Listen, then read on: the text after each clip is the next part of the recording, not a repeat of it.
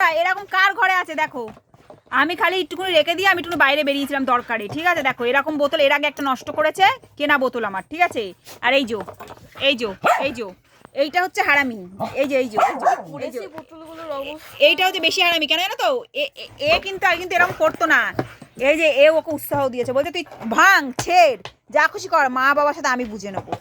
এ হচ্ছে main guilty. এই যে আমার কোলে এসে বসলো, এই যে মুখ আমি দেখাতে পারছি না, দেখো আমার কোলে এসে বসলো।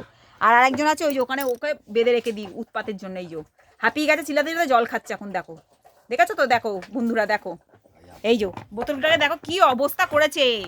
আমি এত দাম দিয়ে বোতলগুলোকে কিনলাম, তো দেখো দেখো আমাকে এদিকে দেখাও, দেখো আমার কোলের মধ্যে বসে আছে, দেখাও দেখাও এই যে দুজনে দুটো বোতল।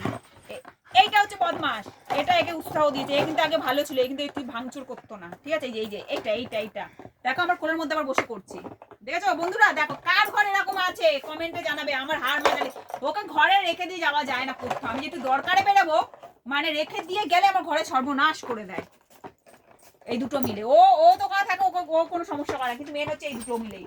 কেন ওদেরকে রেখে দিয়ে যাচ্ছি? তিনজনকে এই নিয়ে যাওয়া সম্ভব কোনো জায়গায়? বলো, একজন ছিল আগে নিয়ে যাওয়া যেত। বলো কি জ্বালাতন আমি পড়েছি বলো। এদের জ্বালা আমাকে ঘর ছেড়ে পালাতে হবে, আমি যা দেখছি। আর ভালো লাগছে না আমার।